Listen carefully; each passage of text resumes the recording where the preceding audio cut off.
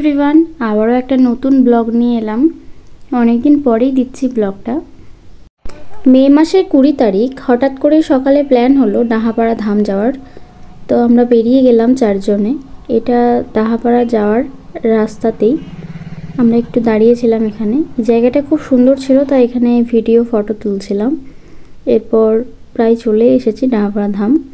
ওই যে মন্দির দেখা যাচ্ছে, আর এই সময়তে মেলাও হচ্ছিল, তাই অনেক ভিড় ছিল। আমরা প্রথমেই গিয়ে খেয়েছিলাম বরফ কোলা। ডাহাপাড়া ধাম যতবারই আসি না কেন বেশ ভালো লাগে আসতে, একটা পছন্দের জায়গা কাছের মধ্যে। আর এইটা হচ্ছে যাওয়ার রাস্তা, আর এই পাশে খাওয়ানো হচ্ছে, তাই ওখানে অনেক ভিড় আছে। আর চলো এবার ভিতরে যাই, মন্দিরটা একটু ঘুরে দেখাই। মন্দিরটা খুব সুন্দরভাবে সাজিয়েছে, যেহেতু প্রভুর জন্মমাস গেল, তাই খুব সুন্দরভাবে পুরো মন্দিরটাই সাজিয়েছিল।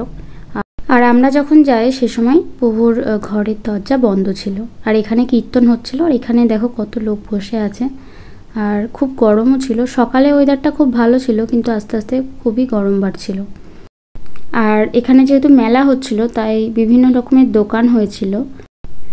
এই সামনের দোকানটাতেই আমরা শুধু গেছিলাম। এখানে প্রভুর অনেক ছবি ছিল আর মালাও ছিল, আর আমরা সেরকম মেলা দেখিনি।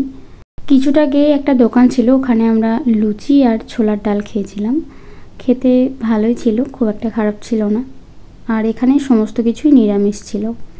এরপরে খেয়েছিলাম লস্যি, আর লস্যি খেয়ে গেছিলাম প্রভুর ছোট ধামে। ছোট ধামটাও খুবই সুন্দর, চারিদিকে গাছপালা আছে। আর যেহেতু গরম ছিল তাই একটু কষ্ট হচ্ছিল, কিন্তু বেশ এখানে তবে খুব হাওয়া ছিল। ওই ধামের থেকে এই ধামটা কিন্তু অনেক ঠান্ডা ছিল, এখানে খুব হাওয়াও দিচ্ছিল। আমরা এখানে বেশিরভাগ সময়টাই কাটিয়েছি, প্রায় 2-3 ঘন্টা আমরা এখানেই কাটিয়ে দিয়েছি।